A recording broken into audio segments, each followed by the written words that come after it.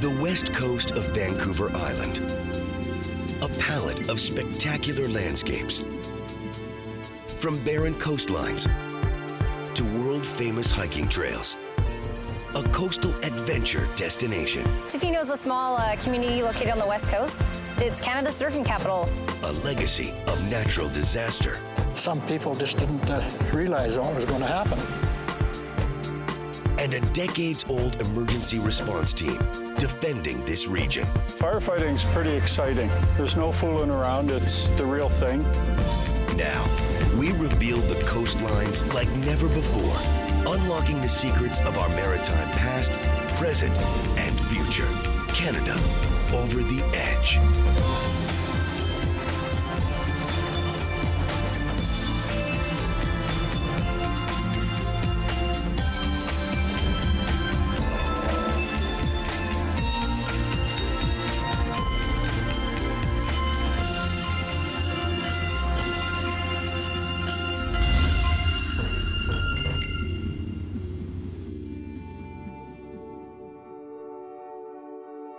For more than 200 kilometers, the western perimeter of Vancouver Island lies nearly untouched.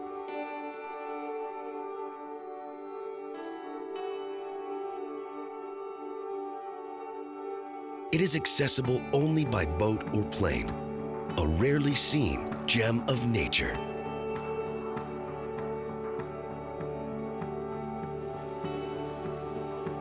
This is Makina Marine Provincial Park. Named after the 18th century First Nations chief, Makina. The park measures more than 2,500 hectares of wilderness.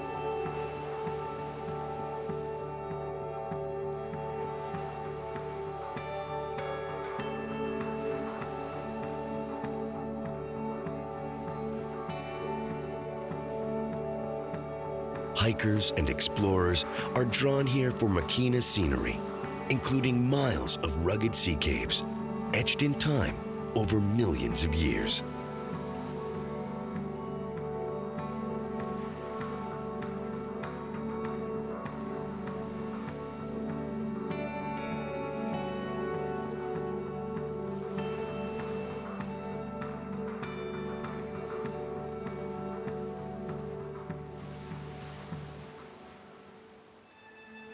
Offshore, jagged rocks line the shoreline.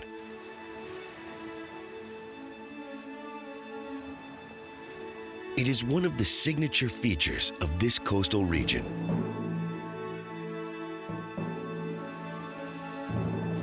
Rough headlands and subsea reefs, a scenic wonder in calm seas, but a nightmare for navigators caught in coastal winds and waves.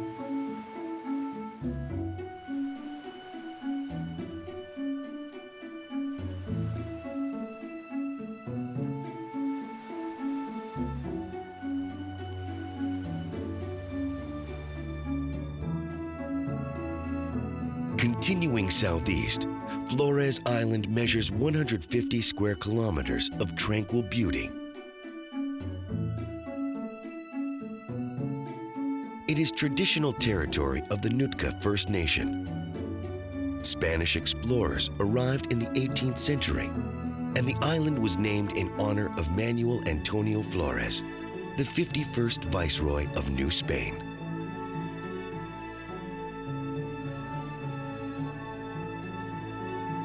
The island is also home to Flores Island Provincial Park, featuring an array of wildlife and 3 protected watersheds within an awesome network of ancient Sitka spruce forests.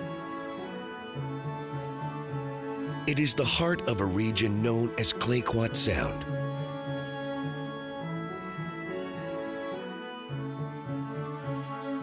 Decades ago, this was the scene of worldwide anti-logging protests.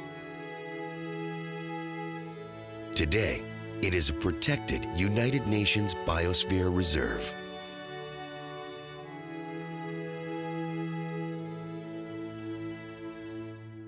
A biosphere reserve is a designation by UNESCO.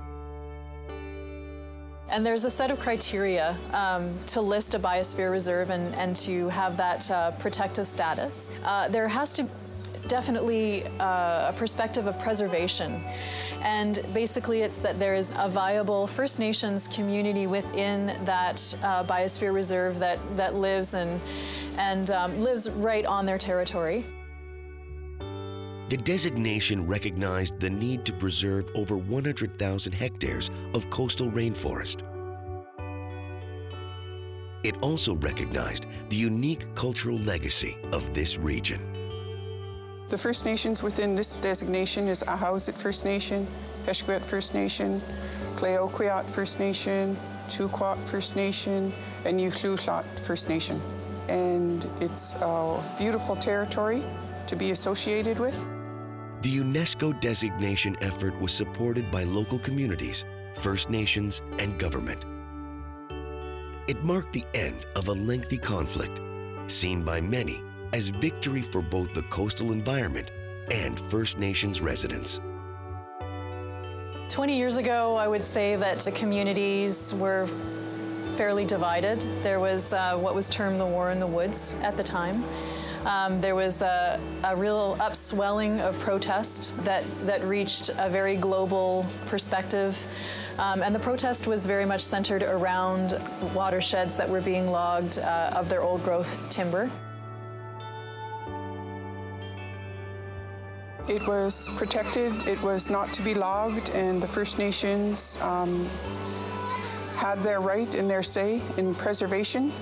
And it was international recognition of First Nations' sovereign right to their lands and their territories and what happens within it. It was a great thing to see.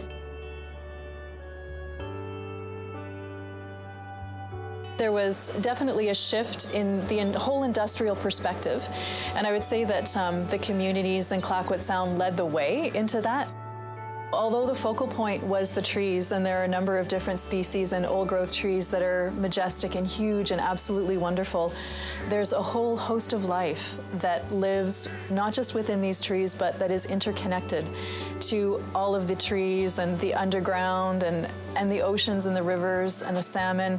It's all connected. Today, Clayoquot Sound continues to be a home to some of the world's most remarkable coastal rainforest, and a home for First Nations peoples. The way we were raised, everything has life. A stone, a blade of grass, everything requires respect and honor.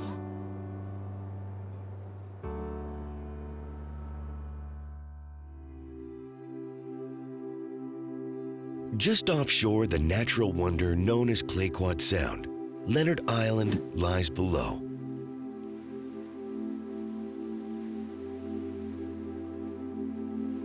On the southwest corner of the island, Leonard Island Light Station, built in 1904, rises above the rocky shoreline.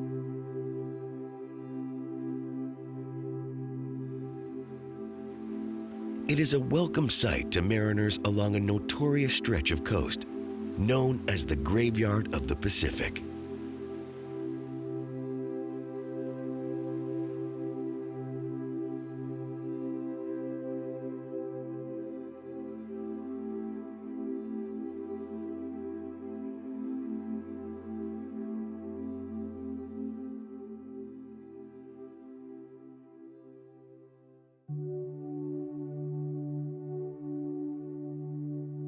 Kilometers away, on shore, Tofino is the first major community along this marine perimeter.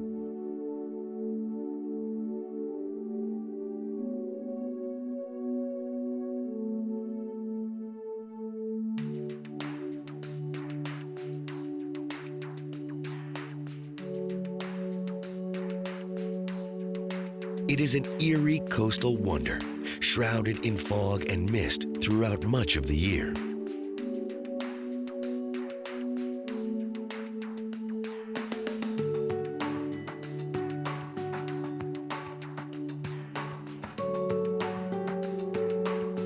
The town acquired its modern-day name in 1909 after cartographer Admiral Vincent Tofino. another legacy of Spanish coastal exploration centuries ago.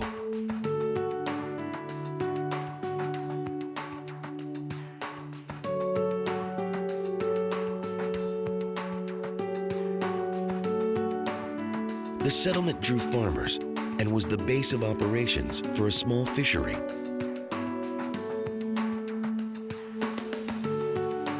But the town was cut off from the outside world, accessible only by boat. A road connecting Tofino to the rest of Vancouver Island was not constructed until 1959.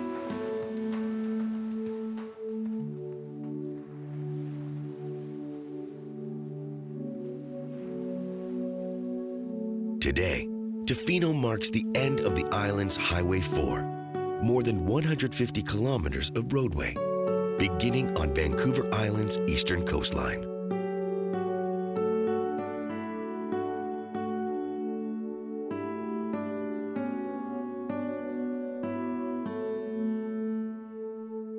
The region is adorned with some of the most spectacular buildings, resorts, and homes Vancouver Island has to offer.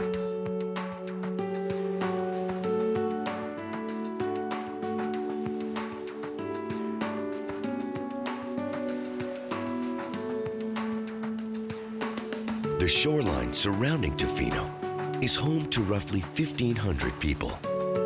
It is a mix of longtime residents and those seeking solitude and scenery.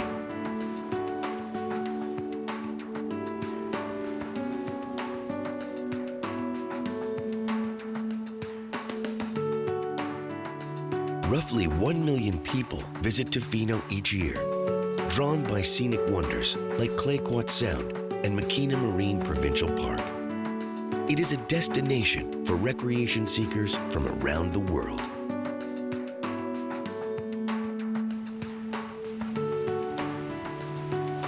It is a haven for surfers, considered by many to be Canada's top surf destination.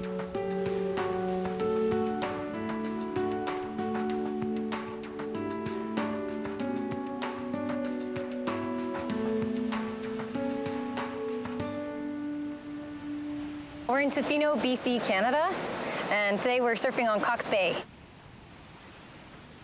Tofino is a small community located on the west coast. We have a population of about 1,500 people. Although in the summertime it swells to probably around 5,000 with all the seasonal workers.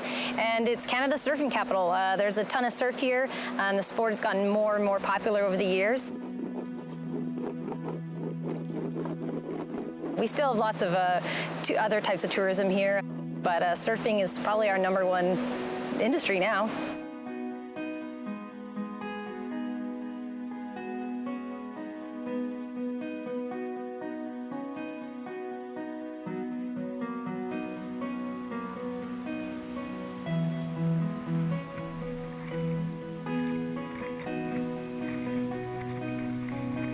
Still remember the first time I came to Tofino to learn to surf. From the second I stepped into the water, I fell in love. I was only supposed to come up to Tofino for 1 summer to learn to surf, and 14 years later, I'm here and I'm here to stay. I love this place. The surfing here in Tofino can be quite rugged, so it develops a different type of surfing breed out there.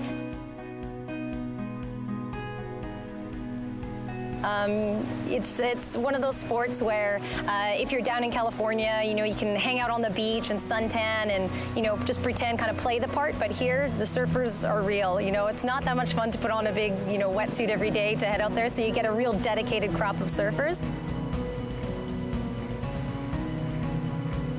A lot more rugged probably than some of the other surfers, in warmer places.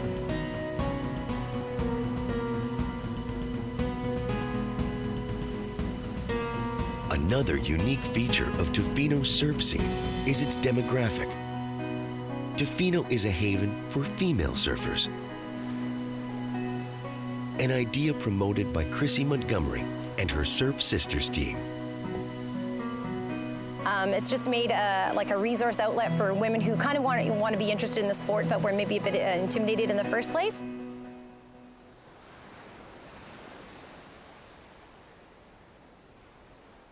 out here, it's common to have half the water be females and half the water males, whereas any other place you go in the world for surfing, you won't find that. Maybe 1 in 10, 1 in 20, 1 in 50 surfers is a female, whereas out here, it's almost half and half these days. In a class, it's so beautiful to watch like a girl come out who's maybe shy at first, and by the end of the lesson, she's proud she can do this thing that's not an easy sport by any means, but it's definitely got a really rewarding feel to it.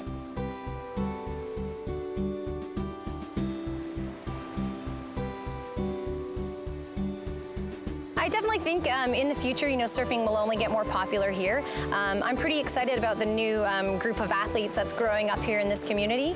A lot of us surfers out here are sort of first-generation surfers. Our parents didn't surf or anything, so the sport, was something that we learned sort of later on in life. Whereas there's a lot of young families, a lot of young kids starting out here.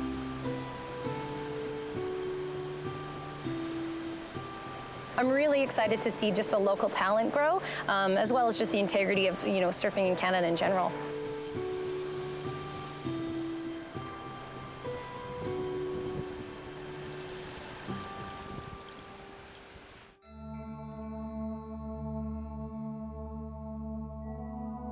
Heading inland, the majestic landscape of Vancouver Island rises up for all to see.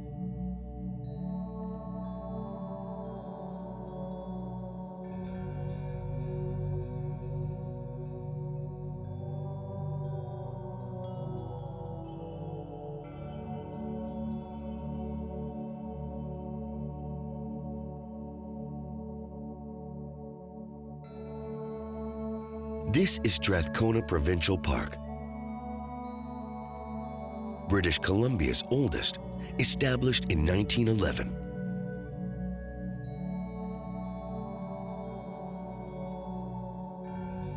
It covers more than 2,500 square kilometers, an incredible collection of mountains, glaciers, and lakes.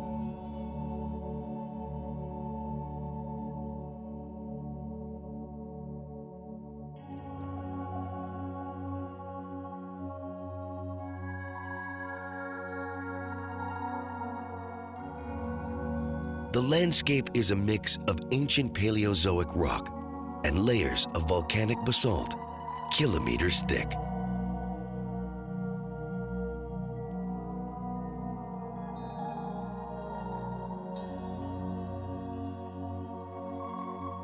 The mountains here belong to the Vancouver Island Range, covering 30,000 square kilometers, part of the larger insular mountain chain.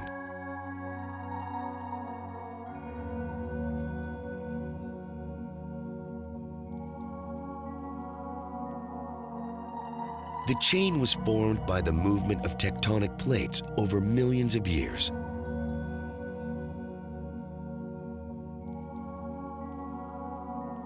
Today, those plates continue to collide, meaning these mountains will continue to rise.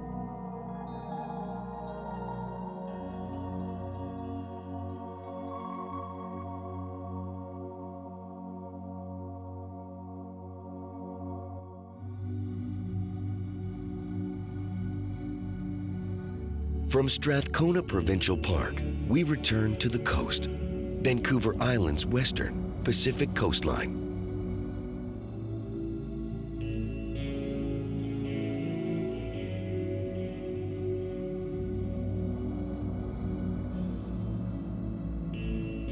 This is the town of Ucluelet, set 40 kilometers southwest of Tofino. Ucluelet is translated "people of the safe harbor" from the indigenous Nootka language. The town is home to just over 1,500 people and has had a First Nations presence for more than 4,000 years. European settlers arrived in the 1870s, seeking seal fur and later gold.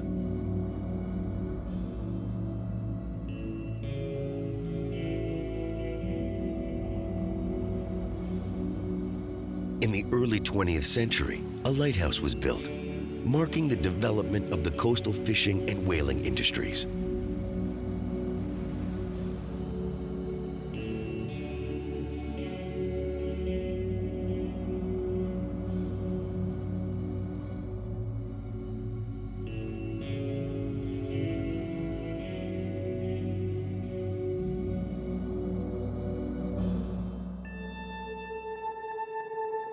Beyond Ucluelet, the Alberni Inlet is Vancouver Island's main inland waterway.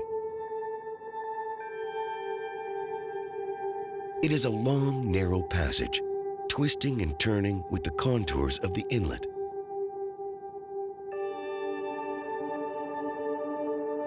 The waterway is home to some of the world's top salmon and halibut fishing.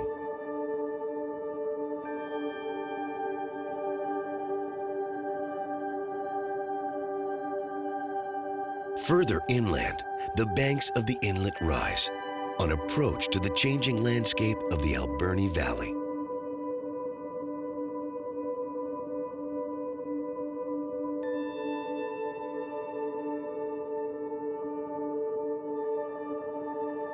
This is the midway point of Vancouver Island, a unique stretch surrounded by mountains, rainforests, lakes, and streams.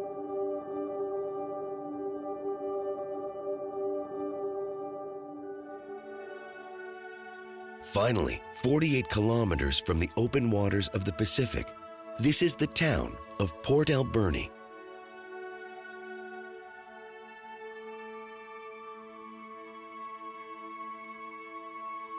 It is home to 25,000 people and is named after Captain d'Alberni, another Spanish explorer.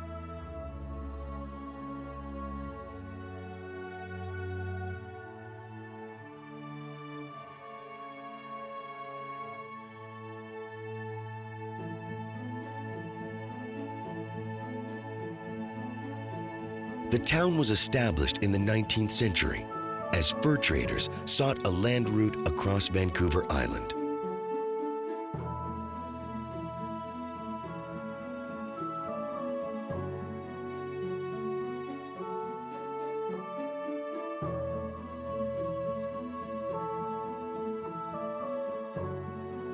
Port Alberni quickly became the hub of the forestry sector, with its proximity to abundant natural resources. BC's first sawmill opened here in 1861.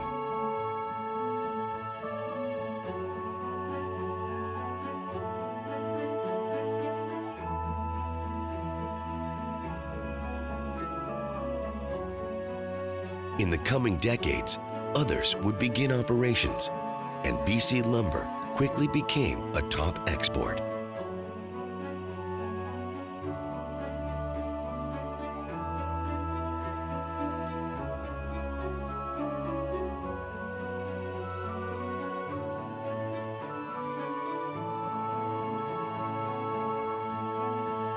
But many say Port Alberni's most famous moment came on the heels of one of the West Coast's great disasters of the 20th century.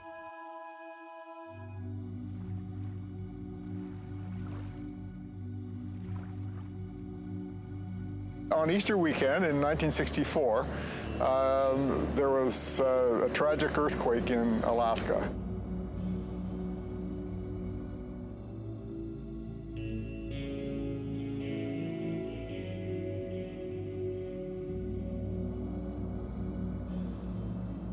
The high-speed tsunami wave proceeded down the west coast of Alaska and then past the Queen Charlottes.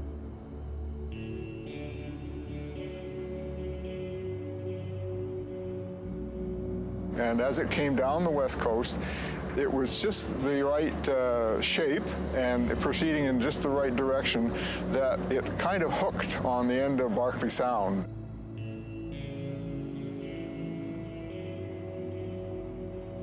Because of the shape of the Barkley Sound, the water was trapped, and then as it moved in up the fjord, the trapped water, instead of being only inches high out in the Barkley Sound area, which it was, it became narrower and narrower, but higher and higher. By the time it proceeded into the harbor area, it was coming in just like a big high tide. The water just kept coming up and up and up, and it came up to a height some 18 or 20 feet higher than the highest high tide that we would have ever seen. I recall just the huge amount of debris floating, and the movement of the water going in great circles like a big bathtub swirl. The damage that was caused by the inundation of the water was a huge economic hit to the valley. The forest industry, the mills, most of the pulp mills and the sawmills are in lower areas, and they were all flooded with salt water. Any electronics, of course, were destroyed.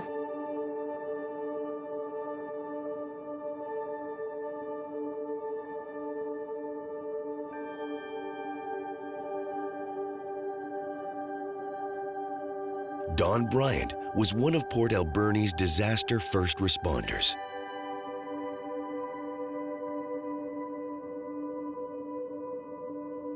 I was one of the squad leaders and a part-time coordinator for the rescue squad at the time.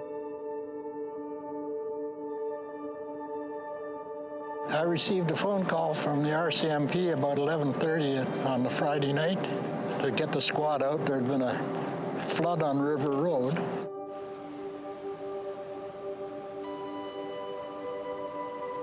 By that time, the RCMP and the police department had been around with a loudhailer telling everybody to evacuate.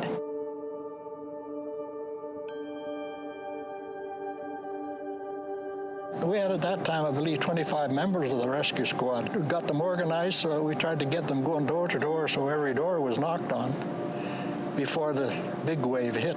And like I say, there was just some people just didn't realize what was going to happen. And we didn't either till after it was over.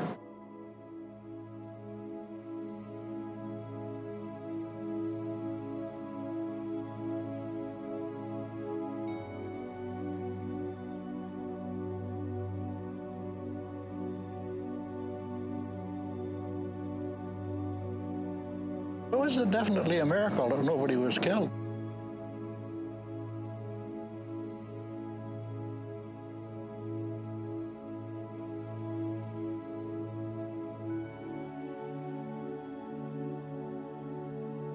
I guess one of the outcomes of the tsunami in '64 was that it put Port Alberni on the map as oh, that's the place where the tsunami happened.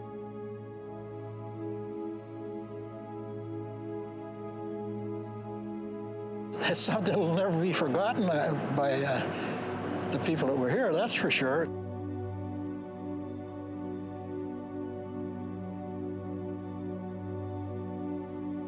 I was born here, and I never saw anything like it before, and I'm sure, I hope I don't want to see it again either. Since the tsunami, Port Alberni has become a leader in coastal disaster prevention. Throughout the town, loudspeakers stand ready to warn residents of impending high waters. It is a bold attempt to avoid future disaster on one of Western Canada's most serene and peaceful inland waterways.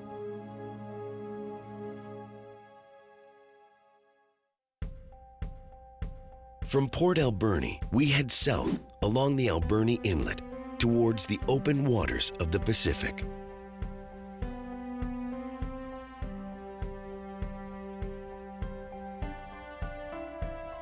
Just outside town, Sprout Lake lines the inlet and holds another example of Port Alberni's legacy of disaster relief.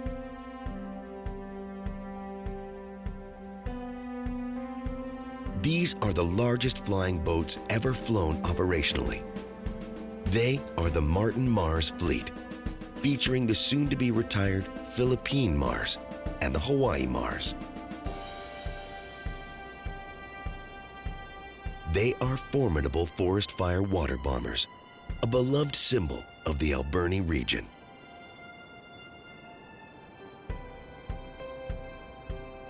Pete Killen is a pilot with the Martin Mars fleet. Okay, I'll give you a quick tour of the aircraft. Up front here in the bow is our anchor compartment. Have a Danforth anchor in the winch system. It's deployed out this door through a davit. Anchors drop down, and We can day base in various areas. When we go out and have to hold for a little while, we'll put the anchor out and wait for our assignments. So in here we've got 3 gel and foam tanks, 180 US gallons a tank. They converted 2 center fuel tanks into a water tank, and that's what you see here. And I can give you an idea of what you got in here. This is 6,000 gallons of capacity.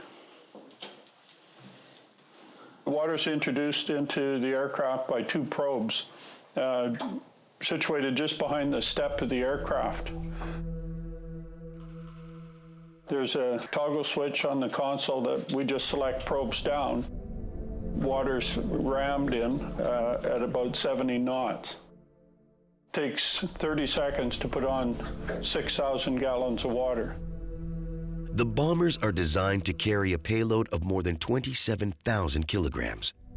They have been described as a huge wet blanket. So in this area here, the upper cargo area, when this airplane was in Navy service, not only was it a cargo plane, but it was also a great big ambulance. I think the last flight that these aircraft did with the Navy was 1956.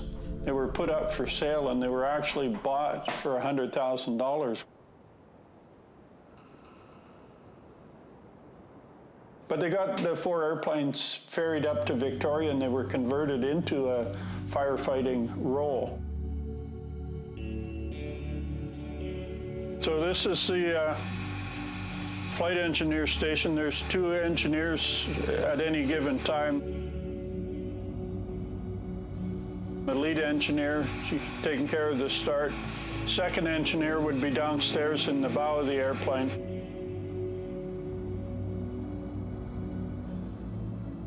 And after the start order has been called, he'll release the airplane from the buoy, and then we go off. After we've taxied out, there's 20 minutes of warm-up before we can go through the systems checks on the airplane. 4 bombers were originally converted into flying firefighting machines. The first crashed in a tragic operation. Another was destroyed during a typhoon. The remaining 2, the Philippine Mars and the Hawaii Mars, have flown for more than 45 years. So we got 4 Wright Cyclone engines, 2,500 horsepower each, so we have 10,000 horsepower.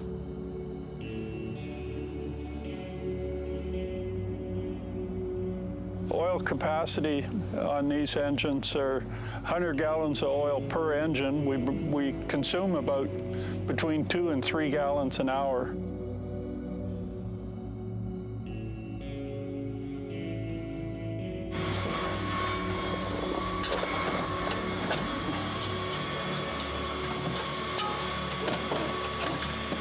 All right.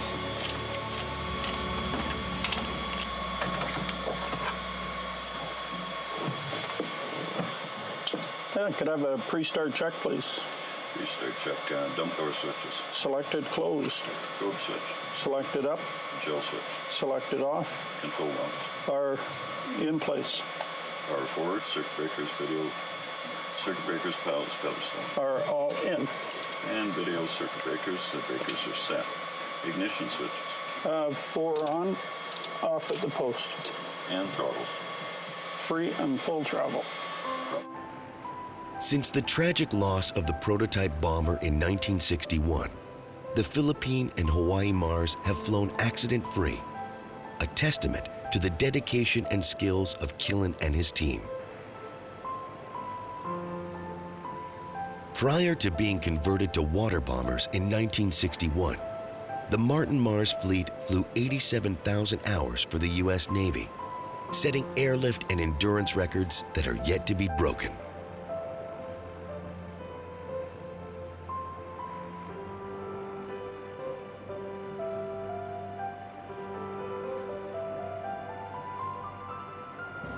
can go out for a long time. Typically, we'll go for about a 5-hour sortie, and then we've started running low on our gels and stuff like that, and fuel. Along with water, the bombers carry more than 2,000 liters of foam concentrate and specialized firefighting thermogels. The bombers can drop any of these payloads, depending on the nature of the fire. Firefighting's pretty exciting. We get down and we get serious about our jobs, and there's no fooling around. It's the real thing.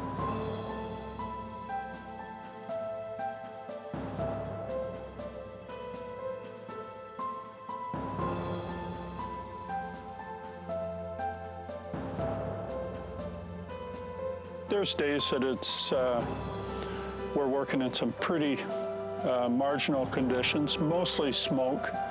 We have turbulence, confined areas. You know, fires are never textbook. They're in hard-to-reach places and very steep terrain. We have high altitude. Just working the airplane to its maximum capabilities. Working together, the bombers can release more than 27,000 liters every 7 minutes, covering 1.6 hectares.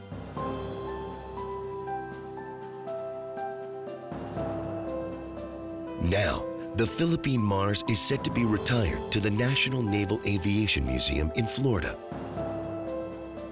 making the Hawaii Mars the last remaining water bomber of its kind in the world.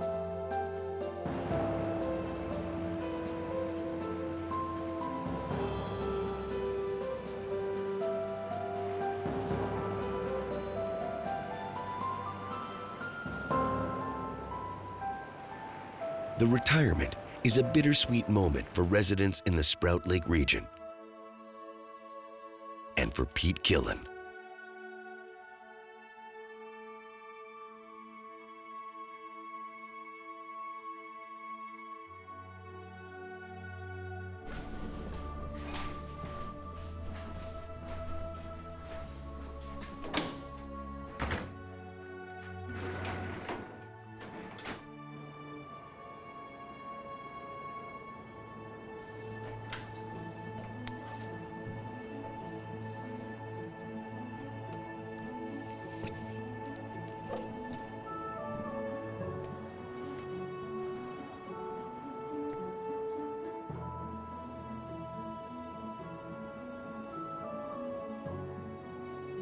Well, most people in Port Alberni consider these their airplanes.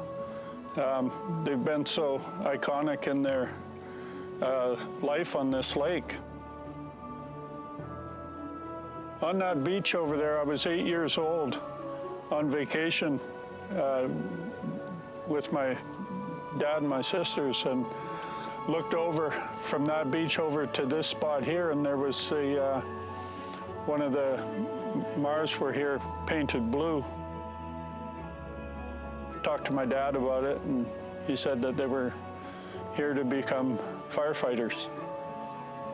And that would have been 1961.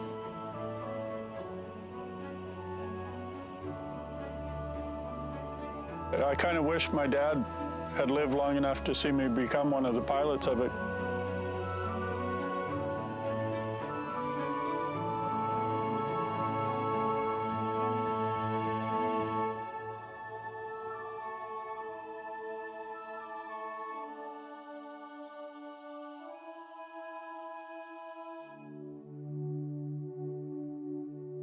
Returning to the coast, the open waters of Barkley Sound lie below. It's an 800 square kilometer body of water connecting Alberni Inlet with the Pacific Ocean.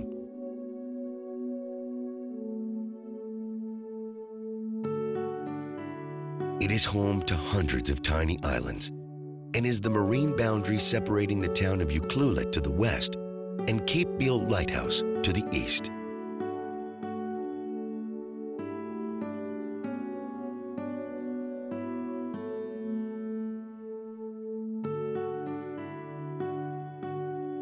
Cape Beal's Light Station is the oldest on Vancouver Island's western coastline.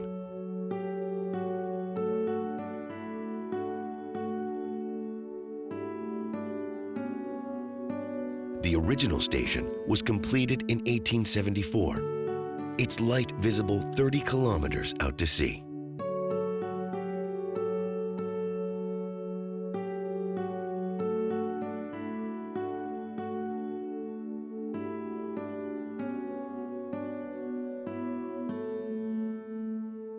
The station was rebuilt in 1958 and today stands 10 meters tall, 51 meters above sea level.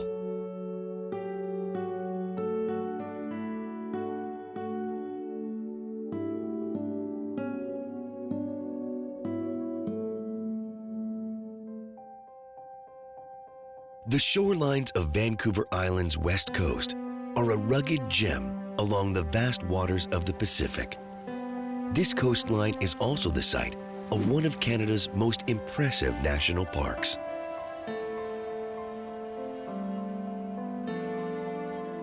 Pacific Rim National Park Reserve is a hidden treasure, encompassing beaches, islands, and remote hiking trails.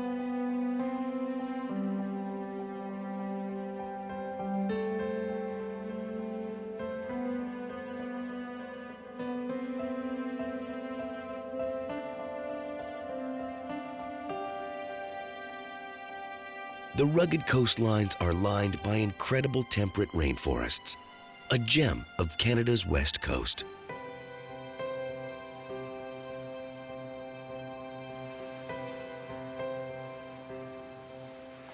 Right now, we're in Pacific Rim National Park Reserve. We're located on the outer west coast of Vancouver Island, and the park is situated in a narrow strip, basically between the Vancouver Island range of the Insular Mountains and the Pacific Ocean. Pacific Rim National Park Reserve covers more than 500 kilometers of coastline. The unique climate produces an abundance of natural life. We have a broad diversity of both flora and fauna, consisting of Sitka spruce, cedar hemlock. We have 3 large carnivores that inhabit this area, namely cougar, wolf, and black bear. The park is divided into 3 distinct and separate sections: the Broken Group Islands, the world-famous West Coast Trail, and the Long Beach Unit, popular for recreation.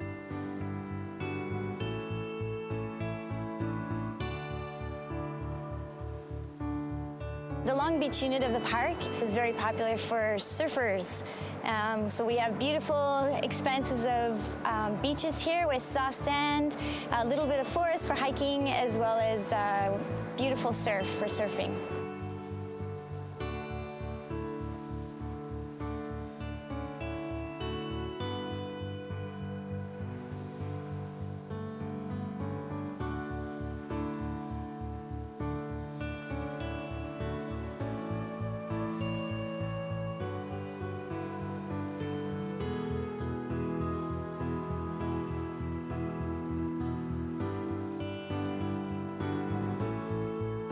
We've got a lot of people that come from all over the world to recreate and be here as a tourist destination because it's so beautiful.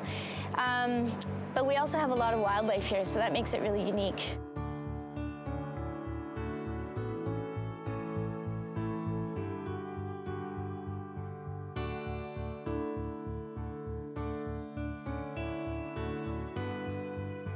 The Broken Group Islands are situated in Barkley Sound, and that's just south of the Long Beach unit, and it's comprised of about 100 smaller islets, most of which are very sheltered. As such, the water is very calm. So it's very popular for kayakers and recreational boaters.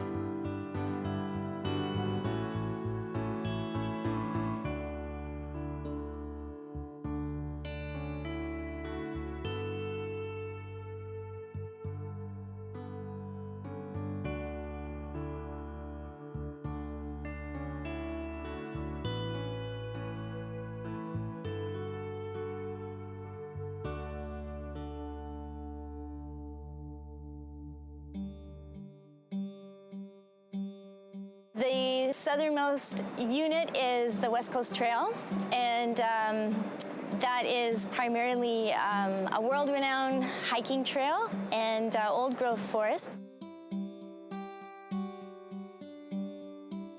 The West Coast Trail originated as a telegraph line, and in 1906, after the wreck of the Valencia, they made it into a life-saving trail to help with possible evacuations from Cape Bill to Victoria.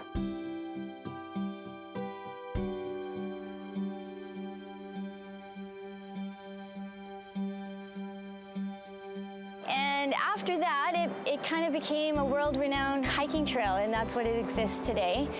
It's about 75 kilometers long of very rugged terrain that passes through beaches and large tracts of old-growth forest. There are amazing wildlife to be seen along the West Coast Trail, and it takes about 5 or 6 days to hike in total, and you're exposed right open to the Pacific Ocean, so it's quite an experience.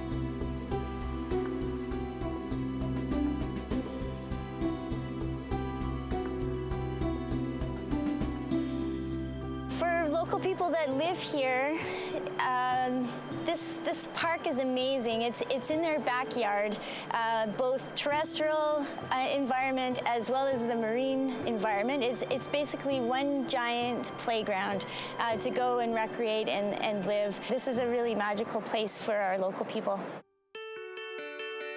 From the ecological wonders of Clayoquot Sound along Vancouver Island's rugged western perimeter,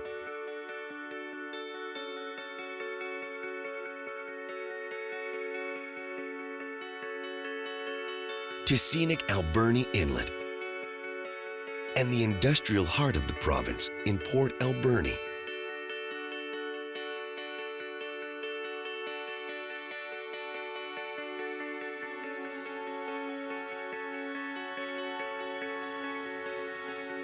Vancouver Island's western region is an incredible showcase.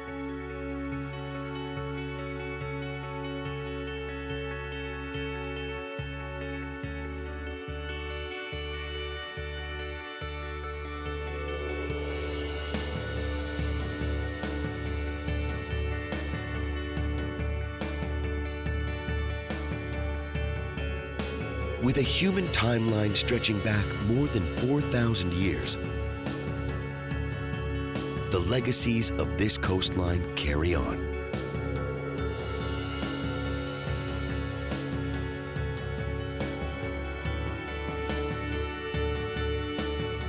Enshrined forever in the unforgettable coastlines and awe-inspiring inlets, here